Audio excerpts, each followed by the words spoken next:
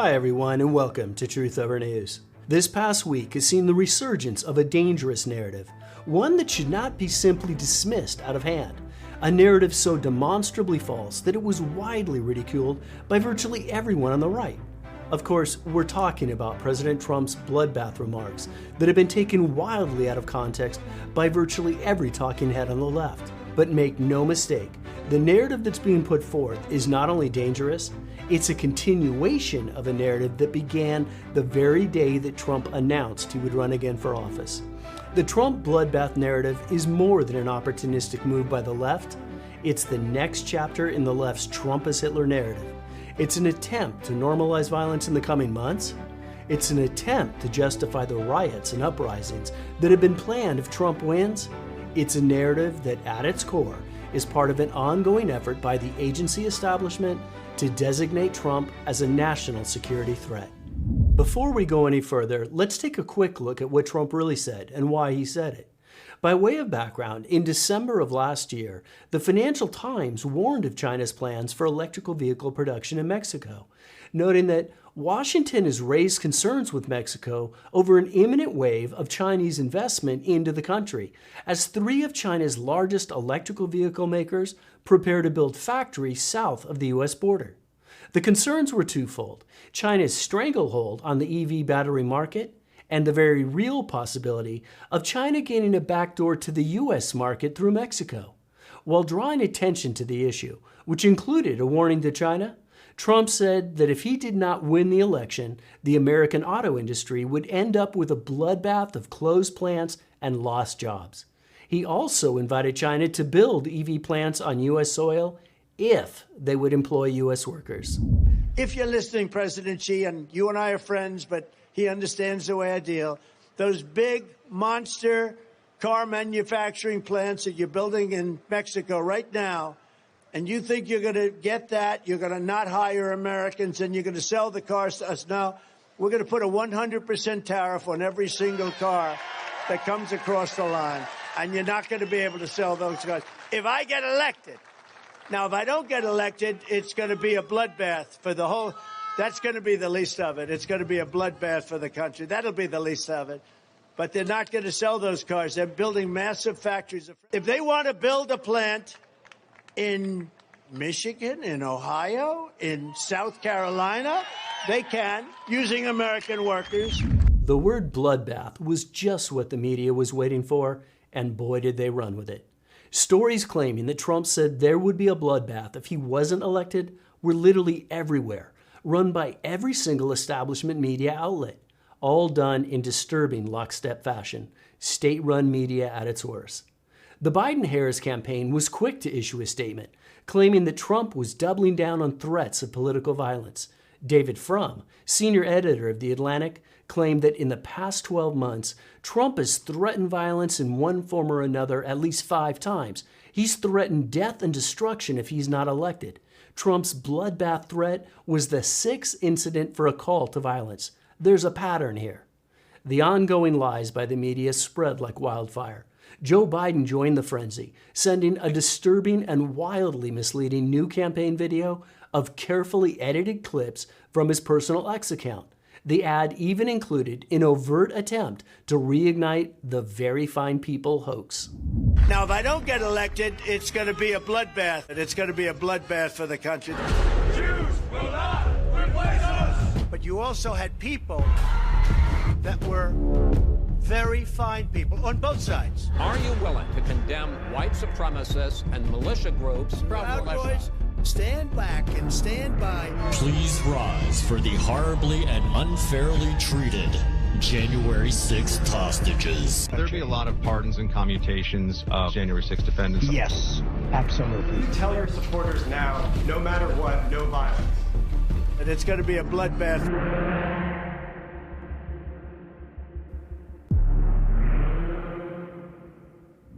Many have been tempted to dismiss this whole effort as just another media narrative, but in our opinion, this is both misguided and dangerously short-sighted. As we noted at the open, the Trump bloodbath narrative is more than an opportunistic move by the left.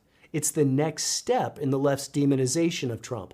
It's an attempt to both motivate and normalize violence in the coming months. It's an attempt to justify riots and uprisings as a rightful response to a Trump presidency. It's another escalation in the ongoing efforts by the agency establishment to do anything under their power by any means necessary to prevent a return of Trump or at a minimum handcuff his presidency. They're telling you they'll stop at nothing. In our opinion, everyone should believe them. This is more than an opportunistic attack on Trump. It's an ongoing evolution of their pre-existing plans for Trump. They wargamed the 2020 election. They're doing the same thing now. We were being serious when we said this was a larger part of an ongoing effort by the agency establishment to designate Trump as a national security threat. As part of this ongoing effort, we've been repeatedly struck by two recurring themes: the participation from former DOJ and other agency officials, coupled with repeated and ongoing mischaracterizations of Jan 6. Elizabeth de la Vega, a federal prosecutor for 21 years, typified what we'd been seeing, writing that, this absurd narrative about Trump and the bloodbath. This isn't hard. He said that if he doesn't get elected, there'll be a bloodbath. There was a bloodbath at his urging the last time he wasn't elected. So we all know what he meant. Being fair doesn't mean we have to be stupid. A telling tweet. But even more alarming was a post from former DOJ and Homeland Security official and current CNN national security analyst Juliette Kayyem, who wrote that it is good Biden is talking about the threat to our democracy coming from the violence Trump promises. We have a whole department created to address terrorism, and it would be nice to hear a plan about protecting our homeland security. The DOJ is not built for this. Kayyem wrote that the White House cannot talk of a real threat and then sit back and hope the voters solve the problem. Her solution was draconian. A very transparent planning process that engages local and state governments who manage elections. This plan would provide transparency on threats, a crisis response capacity, recommended rules of deployment for public safety resources, a civilian strike team that can address violence in real time and provide information to the public and media, etc. Kayyem continued, claiming that states and localities cannot handle this on their own. We and DHS plan now, so there are no surprises later. Trump is telling us what he will do. He's giving us a terror manifesto. This might all seem insane if Kayyem hadn't been Obama's Assistant Secretary for Intergovernmental Affairs at the Department of Homeland Security and part of DHS's Security Advisory Committee. We've noted several times that the Trump bloodbath narrative is more than just an opportunistic move by the left, but we feel that it's an important point to drive home. It's the next chapter in the left's attack on Trump. Back in November 23, as it became clear that Trump was a presumptive nominee, we saw the first real glimpses of the left's new plans. Neocon swamp monster and Brookings Senior Fellow Robert Kagan, the husband of Biden's recently departed Deputy Secretary of State Victoria Nuland, wrote an editorial titled, "A Trump Dictatorship is Increasingly Inevitable. We Should Stop Pretending." Kagan laid out his thesis right at the outset, stating, "Let's stop the wishful thinking and face the stark reality. There is a clear path to dictatorship in the United States, and it is getting shorter every day." Kagan rightly questioned if the myriad indictments of Trump would actually doom him politically, noting that such hopeful speculation has allowed us to drift along passively, conducting business as usual, taking no dramatic action to change course, in the hope and expectation that something would happen. But Kagan's editorial had a darker purpose in mind. Kagan was intentionally stoking establishment fears when he wrote that Trump will have spent the previous year and more fighting to stay out of jail, plagued by myriad persecutors, and helpless to do what he likes to do best, exact revenge. Think of the fury that will have built up inside him, a fury that, from his point of view, he has worked hard to contain. His administration will be filled with people with enemies lists of their own, a determined cadre of vetted officials who will see it as their sole presidentially authorized mission to root out those in the government who cannot be trusted. Many will simply be fired, but others will be subject to career-destroying investigations. As Molly Hemingway noted at the time, this extreme and dangerous genre of claiming Trump as Hitler because they say he might do what Democrats are doing right now should probably be given the name assassination prep. Kagan's editorial laid the groundwork for an NBC News article that followed 6 weeks later. Fears grow that Trump will use the military in dictatorial ways if he returns to the White House. The article's real point was to raise those fears of a Trump dictatorship in order to justify a no-holds-barred response to Trump's candidacy or his new presidency, just as they did in 2016 and in 2020. Only this time, it's all but certain to be even worse. The article claimed that Trump has raised fresh questions about his intentions if he regains power by putting forward a legal theory that a president would be free to do nearly anything with impunity. This was in relation to the infamous, could a president order SEAL Team 6 to assassinate a political rival question?